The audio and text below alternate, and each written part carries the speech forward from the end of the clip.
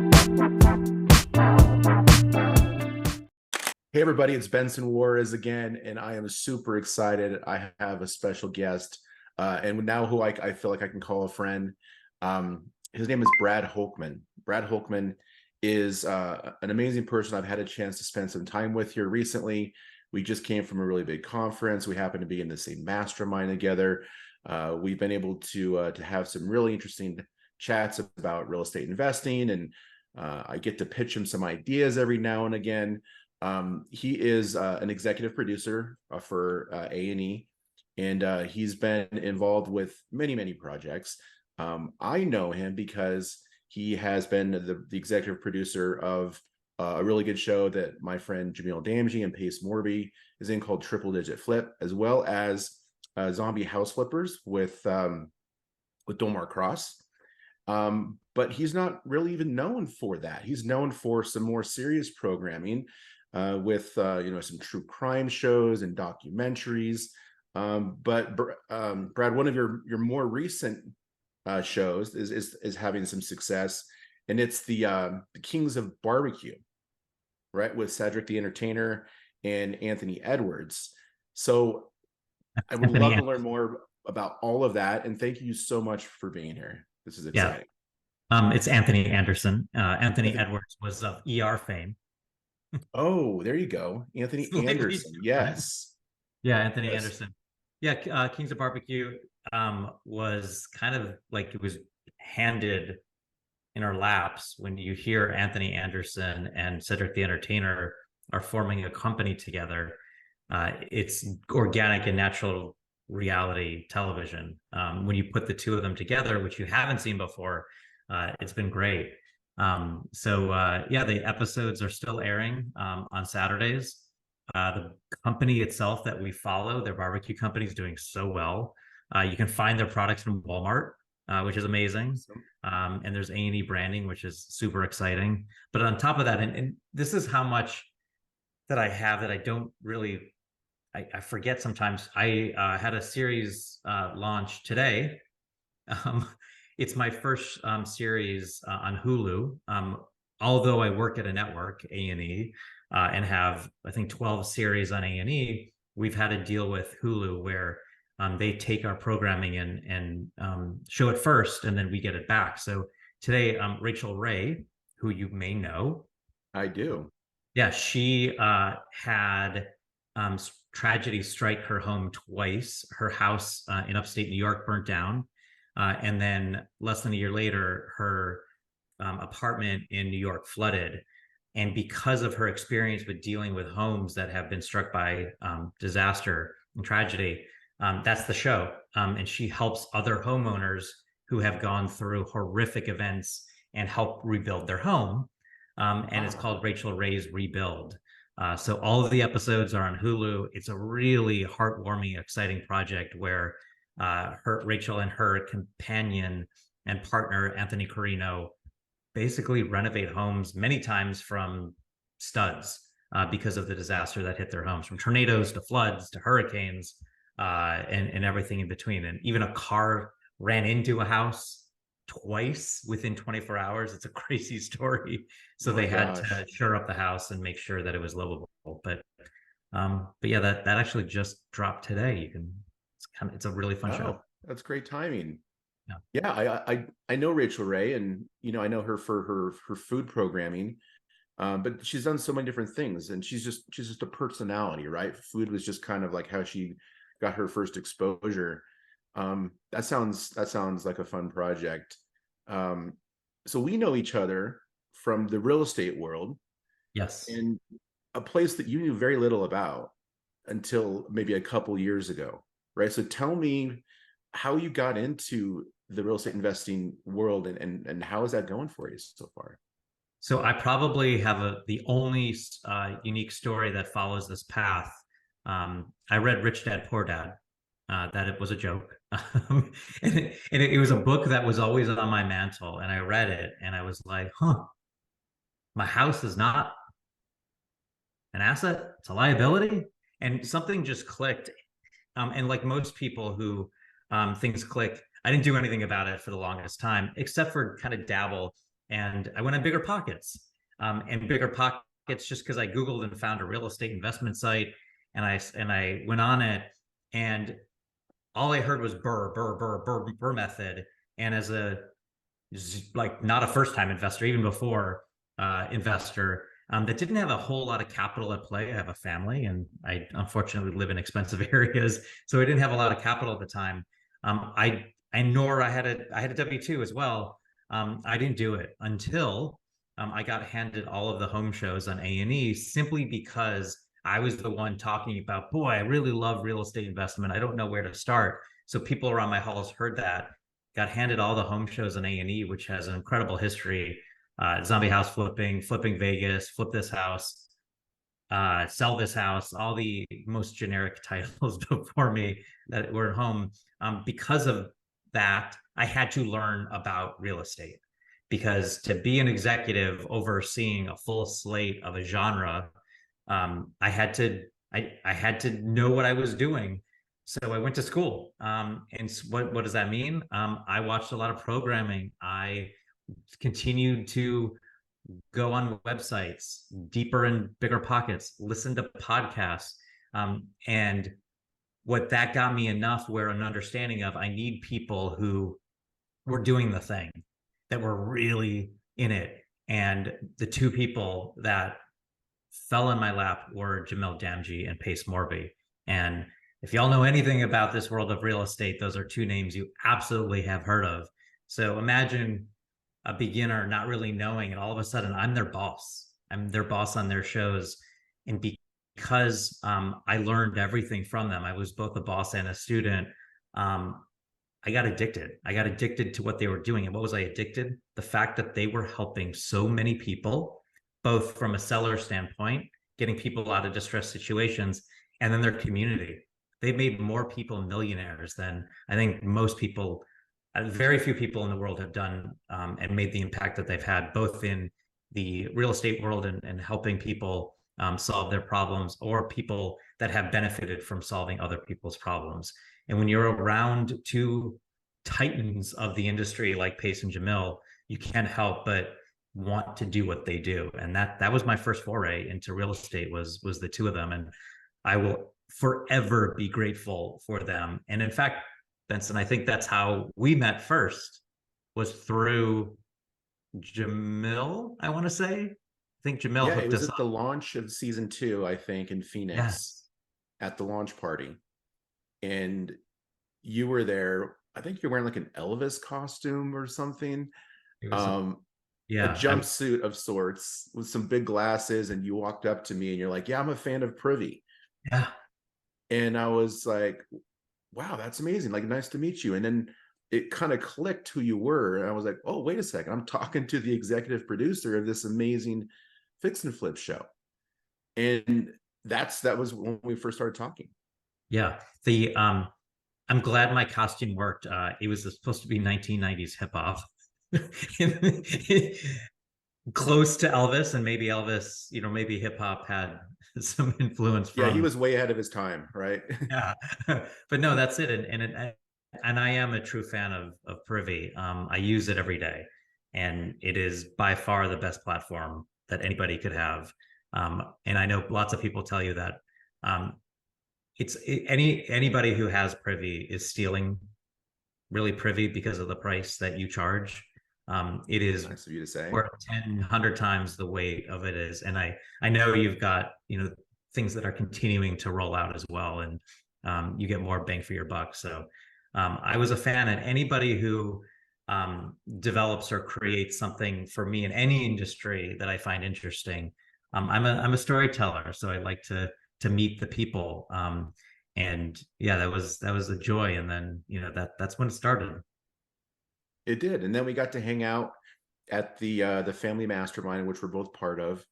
And it's just a group of really like highly successful operators in the business.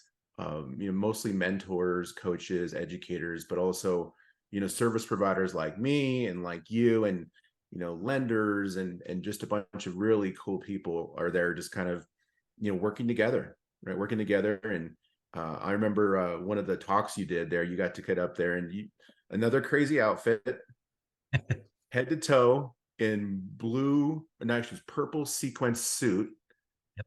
with a top hat, and you got to do a talk to the group. And well, tell me about that. How was that talking to the people in the industry who you see are like, you know, the people you've been learning from, and now you're up on stage teaching them about your world? I have spoken at a lot of conferences over the course of my career. I've been very blessed to kind of be one of the faces of our company, and I've spoken internationally. You're always speaking, though, to people in your industry. So there's a different type of speech. And since I've been in real estate, this is the first time that I've really speaking to people that don't know the business of television. And I had to go back to my beginner days and really do what really educators do well is you speak the beginner's mind. You have an audience of people that you have to understand that has a base knowledge of zero and work your way up. uh, I'm doing this in a room of incredibly successful entrepreneurs, handpicked to be part of this community. They each have a role, and absolutely felt like I had imposter syndrome, and didn't really know what purpose I could serve. I knew I wanted to, but it was very early on that an individual came up to me and was about to spend $100,000 to create a tape to potentially get on a television show. And that was the day one of the mastermind. Wow. And right then and there, I knew my role. My role was to help people understand our business, to break down the barriers and the walls of our business, and to be honest and helpful when I can with people's content and where people's message. Do I know how they need to market themselves or create brands? A little bit, certainly. But television is really, a North Star of so many people. And I have the gift of being in a seat where I could bring people over to the other side and have on a television show. So the speech I gave was really was how do you stick out in a sea of same? And what I look for, and for me, that's why I wore a purple suit, is because you're all in the same room, you all have a purpose, but why me versus everybody else? I'm going to be memorable. I'm going to be the one that you talk about just Mm. because of my look. Now, there's got to be substance behind it. I can't go up and speak about widgets that don't matter. But for me, one of my biggest influences is P.T. Barnum. And he did everything he could to get people inside the walls because he knew the product he had was amazing. So for me, that's part of it is when I have a television show, the format or the sell or the title has got to be bigger than the show itself, because if it's not, it's going to be one of the same. Think about a bookstore. Why do you pick up a book? Because the cover. Right. Now, the inside of it has to be pretty great, but you've got to have the cover. So part of my speech is being that. It's also being the $2 bill, being a something that makes sense within your industry, but being different within it, being memorable. Everybody's got a story with a $2 bill. If it's really special, the $2 bill itself is very special. You don't need to be the 5 or 10 or 20. You don't need to walk around with, being the best or wealthiest or even the most knowledgeable. You got to bring something to the table that offers something to someone else. And that's what this real estate community is. It is a bunch of people who are the most incredible go-givers on this planet that all want to help each other because they know that 1 + 1 = 11. And that's where, and when I look at the industry as a whole of real estate, the whys and what drives you through the hard days, what gets you excited about the good days, it's the people, and the people are unmatched. And it's I'm speaking to one of them. Every time I get a text from you, Benson, or hear the name, the smile on the face is there because of the service that you bring in and the character that you bring to the table. And it's a fun business, and you just need to surround yourself with the right people. And luckily, I think the two of us have that. Yeah, I think we're really fortunate. And there's a lot of groups out there that where it's all about ego and what they've accomplished and how much money they have and the things they possess, and it isn't as much of supporting each other and putting someone else's self-interest before your own. And yeah, there's always a way to win-win, right? And that's what's cool about this is that there's most people are looking to collaborate. You're looking for a win-win where you can help each other be better than just the sum of the two. And I found so much value in this group. But one of the things that I wanted to ask you about is, so I've pitched you a couple ideas, right? I've been like, yeah, this, and you're always so nice about, telling me no, because you're really good at speaking, right? Like, the right words to say. And you must get pitched all the time, right? And so there's a lot of people out there who have these great ideas, or maybe they've got a great idea, but they're just not the right face for this show. So tell me a little bit about the creative process, and like what works and what doesn't work. And let's talk about more specifically about like the real estate world, right? Yeah. Like tell me about that. A couple things. So I'm going to separate the face from the idea, because you don't always have to have a face. You can have an idea. You don't have, but you do have to have an idea. I think it's paramount to have a great idea. There's been very few shows in television that have only worked because of the face. There's got to be a great idea behind it. So I would tell everybody, do not pitch yourself, pitch what you do or who you are.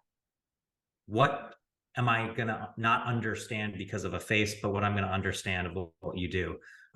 In 2023, there are no pretty faces. Nobody's watching because somebody's hot or not, or what. It's really not. It's what they do and who they are. So really understand that. Specifically in the real estate front, there's also two things. Just like in certain markets or certain genres of real estate, if I'm a buyer in multifamily and all I buy is multifamily, and you pitch me a single family or you pitch me commercial, I don't care how good the deal is. If I'm super focused and my audience is multifamily, I just can't buy those other things. And that's what television is. Television are certain brands. So for A&E, I have a very different brand than HGTV. That's very different than Magnolia. That's different than Hulu. And yes, there's crossover between all of us, but we have certain brands. Is it your idea to know what I'm doing at the moment? No. So that's why you talk to me. And what you talk to me is, it's the would you evers. Would you ever do this? Would you ever do that? Or I do this, or I can't tell you how many times I hear in a fantastic flipping team out of someplace in the US, and the woman is a realtor and the male is in construction or a flipper, and they do so many flips a year at these price points. That's no different than anybody else. So what about you is different? What about Pace and Jamil is different? Well, you watch the two of them. They have an empire. How do they approach things? Very differently. They look at lots of exit strategies. Jamil's sister designs all their homes. Pace's wife sells all the homes. You've got really distinct and unique builds that they do. They do all price points. So there's so many different layers that they bring to the table. So that's why they separated themselves. So for me, what I look for is, what about the idea is different? We have a show, 24-hour flip. They literally flip homes in 24 hours. That's different. No other show can claim that. So that's why it sticks out versus any other series. So for me, I look for that idea. Then I can pair you or talk to you about how to produce it, go down that road. But for me, I like to work with an outline on a canvas. What about that idea excites you? What about that idea is different? Why does the non-real estate investment community need this idea? It's got to be fronted with entertainment to pull people in, at least on my network. If you put something on YouTube, it doesn't, in fact, it's the opposite. YouTube is niche. To win in YouTube, you want to be doing one thing really well. And then once you build the audience, then you expand. For me, I've got to capture as many people as possible. So my ideas are a bit broader. I mean, I've got to speak to the larger audience. So it's a process that is changes all the time. The ideas that I'm looking for change all the time. My job is to really understand the landscape and know what works and doesn't work.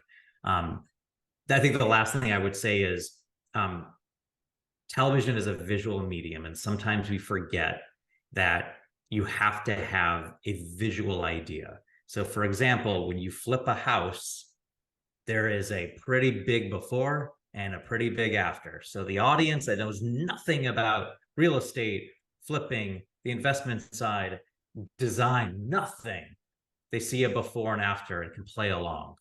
But if it's a wholesale show, there's not much visual nature if you have a whole show on wholesale wholesaling, it's trading paper. Yes, Right. it's incredibly interesting to hear people cold call sellers. It's incredibly exciting to hear people call agents and get deals. It's incredibly exciting once a deal closes, but to the mass audience, it's not. Yeah. So that is a great idea for part of a show, but not so much a bigger show. So for me, it's always about let's throw things at the wall and let's figure it out. Yeah.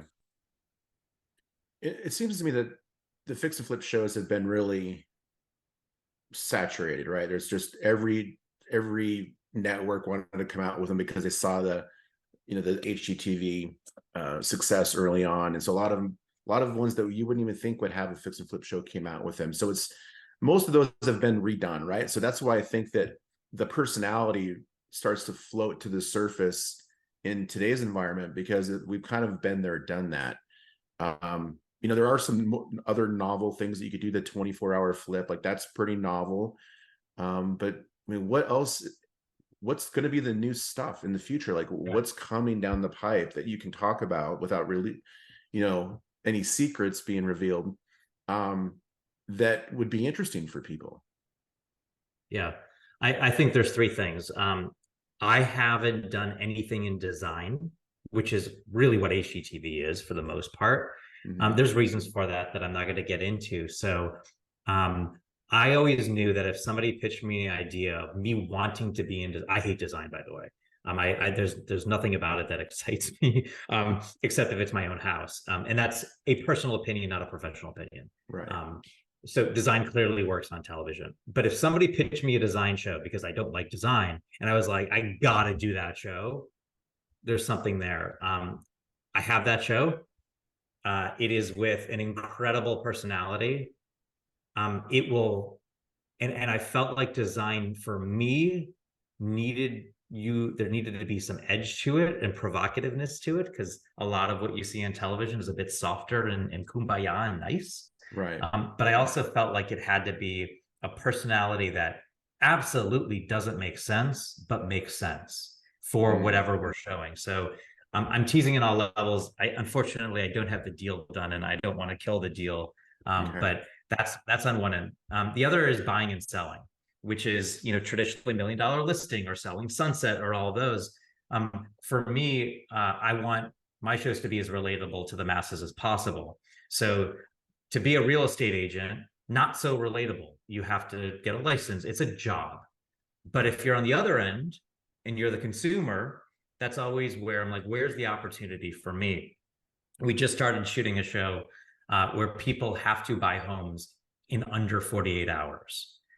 So it is organic. It is real. We do not know if they're going to buy a house. We don't know what house they're going to buy. Nothing about it is staged, but there's a reason why they're forced to buy something so quick. And if you know, this market isn't so easy to buy.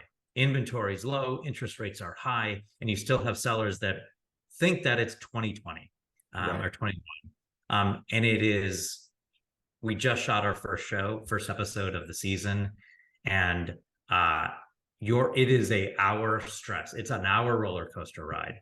And it is fantastic. We will see the insides of more houses than any other show in an hour. That was one of my goals, is just let's get people love seeing the insides of homes. So that's the one thing you do when you go to a friend's house, is you're like, how can I get away to the second floor? How can I get behind the medicine cabinet? I want to know. Well, we're going to deliver that. Right. The third world is the investment side. And that's the side that I haven't nailed, to be a visual, for a visual format. I believe, now being in this world for 2+ years now, that it is the only place where it doesn't matter who you are, where you are, what job you have, how much money you have in your bank account, what ethnicity, religion. There is no bias against anybody succeeding in real estate. I really believe that. And how can I really have a show that somehow takes the reality of real estate and bring it up on screen? I've seen my friends in the business make more people wealthy and millionaires than I've ever seen. I hear success story after success story after success story for those people that are putting the work in. So I would definitely want to do a show where that feeling of optimism that somehow lacks in the world, not somehow, does lack in the world, that when you see somebody succeed that had a story that was super relatable to you, Yeah. and that you go, wait, if Bob can do it, I can do it. There's something that's incredibly powerful that needs to be on the national stage, because it Yeah. is in real estate. You hear these stories all the time, but that's the proactive approach. I have a medium where it's reactive and you're passive. You're just flipping through channels. So how can I profile a world where you, by watching, can change your own life? Yeah. Typically you only see those stories when someone's trying to sell you a course, right? They're like, oh yeah, like here's the success story, and you got the photo with someone holding a check from a title company, and it's like, okay, well, if you want to be that, you got to buy my course, right? And that's, that's the world we're in. But I love that. And it isn't visual per se, but it is more the buying and selling genre where, there's transactions are happening and there's some drama around those transactions, right? And some personalities as well. Like talk about Selling Sunset. Yeah. So I think it certainly can be done, and you just have to find those compelling stories and Yeah. say, okay, this person is worthy of us following, because we have to document their journey to hopefully a point where they get their first deal and close it, and they have that success, and showing the audience, yeah, that they can do it. I think that's an amazing idea. I think it would certainly work. And you're, I don't remember when you started, but I want to talk about your investment journey, right? Yeah. So you were that person who hadn't done a deal before, and you've been Yep. grinding, you've been around people that were doing deals, and so you had the motivation and some accountability. What's going on in your investment world? Yeah. I'm going to be real honest, and it's funny. I haven't even had this conversation with the people that maybe I should have the conversation with. Um, I have been very blessed and grateful to be around the biggest people in this industry. I have not taken at all advantage of that, and that's not good, because when you're around givers, they want to give, and when you don't accept that, that is a problem. So I have gotten yelled at when a couple of my deals went south, because I needed to do it my own way and I needed Right. to make the mistakes. And if I just picked up the phone and called somebody that has offered continuously to help me, I wouldn't have made those mistakes. So that's the past, but it's really about strategy. And I've been lucky because I know a lot of people over the course of lots of strategies. So I've seen the insides of fix and flipping. I've seen the insides of wholesaling, insides of creative financing, insides of a lot of the strategies. And for me, there was a bit of a shiny object syndrome, and I was just kind of looking at all and go, interesting.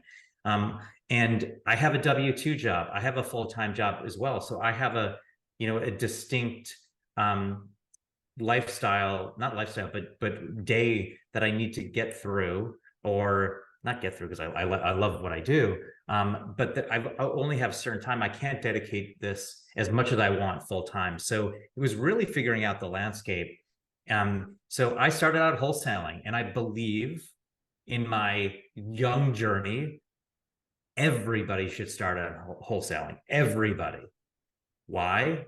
And this is why. What I was told, and I experienced this, you will learn everything about real estate with very little entry, financial entry.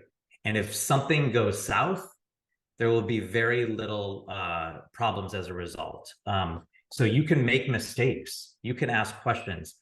So many transactions daily. There's so much fish in the sea for wholesaling. There's not a market that you can't do it.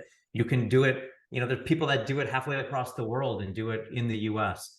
And it's a really way to know who your cash, where your cash comes from, to know where your agents, or what your agents do, what your buyers do, just all the different facets, how to comp, what an ARV is, construction costs, everything that's needed in real estate you do with wholesaling. For me, I still learn. I'm still probably an advanced beginner. And I got deals because I had buyers. And that was exciting, to always get a paycheck, no matter what you are in life. All of a sudden, I just traded paper and made this much money. Well, yeah, because you solved a problem and you sold that problem to somebody that needed that as well. and it was exciting. But now moving forward, and there's a story before it, but I needed my why. And I think a lot of people in life need their why. And Yeah. my why was missing in real estate. Outside of I want to hang around a bunch of cool people like Benson, because that really was the why. I love being around and being in the rooms and hearing these conversations, and I get excited about what other people are doing. I didn't know my why until I really thought about it and experienced a lot of stories. Affordable housing for me is the headline, and it is a continuing topic among all real estate investors. And I want to profile, I always want to profile individuals that aren't hurting affordable housing, but in their own way, somehow helping it. And that was kind of the trend that was happening throughout everything that I was doing in television. And I bumped into an individual that does that and has that mission by creating co-living houses. And what is that? That's turning a single family house, compartmentalizing the house, and renting out a bedroom. And you have a living space or a common space. You have a common kitchen, a shared kitchen, and generally you turn the garages into co-working spaces. And that does things for a couple of reasons. The price points of entry, if you're renting as a 22-year-old out of college, or a 50-year-old as a recent divorce, or you fell in hard times, it's really hard to get an affordable roof over your head in a nice area. But also, you read the headlines, there's a lack of housing in America. The shortage of doors is incredible, and people aren't building affordable houses. It makes no financial sense whatsoever. And this is a way to have already built homes and help the issue. And the fact is, if every abandoned house in the US was turned into a co-living house, affordable housing would go away. It would solve the problem. So for me, the need was necessary. So now my mission is to use this strategy to provide more doors in the market. So I'm buying single family homes right now in Charlotte and Orlando that are 2,000 square foot or more. There's lots of other details with that. But my goal is to provide as many doors as possible in any market and be the lowest price per door in that market in a beautiful house. And I really found that to be something that I'm passionate for, something that I can do. I love building community. And this is also what we're doing with the strategy. We're building community. We're helping people get off their feet. We're helping people go to the next level. And what I didn't even mention of all of this, because this really is the bonus part of this strategy, you make money. It's a really good strategy to make money. You're cash flowing per month, pretty well off in a market where you can't cash flow. I'm buying houses in a market where you can't buy. I'm buying because it's a different type of buy. I don't care about the interest rates because I'm underwriting in a way where it is cash flowing. And then you get all the benefits of real estate on top of that by owning. I didn't really want to flip, because that means I have to do something. I have to keep going because of the capital gains tax. Wholesaling, I still love, and I will help people out with that. I think it's the easiest to understand, but it's a paycheck and it's a job, at least for me, that I love doing, and I love the people that do it. But for me, it wasn't right. So for me, my headline is, how can I help the affordable housing crisis in America by providing homes that you just see differently. And I think the realtor motto or the must is, you look at a house and what is the highest and best use. I feel that not every home, not for every person, but a good number of homes can be turned into these assets in its highest and best use. Oh, certainly. And I love the mix of the two, right? There's a term for it called impact investing, right? So you can make an impact in people's lives and make a positive influence in the world, and still, make financial sense. And so I think that's an amazing way of doing it. And there's certainly too, there's subsidization that you can get from governments, counties and cities and states that will make that even more financially viable for an investor. So I've looked at those before too. I just never pulled the trigger on them, but I think it's a great way of finding the why. Like, you found that for yourself, and now there's a reason when you get up in the morning and you're busy, and then maybe you want to hang out with the kids and do your W-2 job, but now that why will drive you to work a little bit more and maybe do some stuff on the weekends and in that next project, right, where you think I'm going to affect this many people's lives, that will just make you push that much harder. Benson, that was the game changer. And you got to look at your life. I always say I always say, and I'm losing the name. What I say? Oh, you make time for what you love, and you make excuses for what you don't. It is an unconscious response. And if you look at your past week, what are you making excuses for, and what are you excited to do? Because I know real estate, you keep dropping seeds. Today is not going to blossom into a amazing tree, but it will down the road, and you got to keep dropping seeds. And if you're excited about the seed you're dropping, then you're onto something. So today, I did exactly what you just said. I had a cut that I had to watch of a show. I had time today to watch the cut, and I said, you know what? It's a Monday. Realtors and agents and investors, they work on Monday. I know they're available. But on Sunday, I feel a little odd by bothering them. So I watched the cut on Sunday to open up 2 hours on my calendar today, so that I'm doing agent outreach. Finding agents that really want to partner with me in this strategy. I have investors, as well. I'm building a whole private money side of the business, because people like me, they just don't want to invest to make money. They want to invest to do something good. And if it makes money, that is the cherry on top. So that was the 2 hours I spent. And I know that when I wake up in the morning and go to sleep at night, this is what excites me and what drives me. It's also really exciting too for me that I'm new in this industry and I'm educating too. And that's part of the fun. A lot of people don't know what co-living is. They somewhat maybe heard of pad split, which is quickly becoming a verb of co-living, but Right. pad split is an operator. It's different. And I love educating, and I don't think there's not a single soul on this planet that doesn't want to help. I'm also calling it profit with purpose too, because I think that is something that I have found.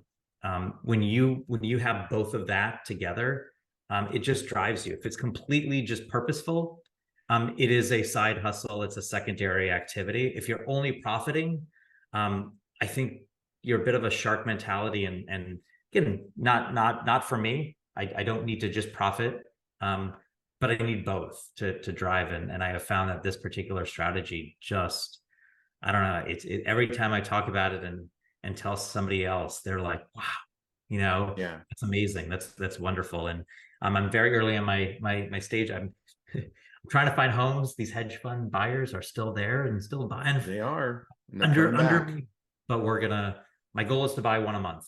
And I hope to get that started real quick. So if y'all have homes in Orlando and Charlotte, or want to learn more, and I'm always up for partnering. I believe half of something is far better than all of nothing. For me, it's about a journey with like-minded people, and the end is going to be that much brighter. If you think that way, then be a solopreneur and do it all yourself. That's amazing. Well, where can people find you? Where are you on social? I'm on social. You can find out the story behind it on my social. On Instagram, it's Brad Needs Abs, NEEDS ABS. I need them. I do not have them. But Brad Needs Abs is where I post pretty much everything in real estate. And then my email is Brad at C&E Homes, the letter C and E homes.com, named after my children, Charlotte and Eleanor, which my grandfather did with his company. He was an electrician. So it's there's a little fun story about that. But whenever I write the email out, that's also my why outside of affordable housing is my family. That's amazing. Well, Brad, thank you so much for taking time out of your busy schedule to educate some people and to inspire some people and to share your why. I think that will definitely trickle through to some other people's whys as well. And you guys, if you haven't looked at the new show that's coming out here soon with Rachel Ray on Hulu. Go check that out. There's also a slew of really interesting programming that's on A&E. You can find Brad online. There's lots of cool information about him and some of his other shows that are out there. But thank you so much for taking the time. I really appreciate it. Thank you. And likewise, if you do not have Privy in your arsenal, please get it. It's you need it. You're not in this business if you don't have it. It is the best platform of any platform out there. Awesome. Thanks for the kind words. I appreciate it. Until next time, everybody, thank you so much. We'll see you then. Bye. All right, buddy. Thank you, but I love this business. It's so great.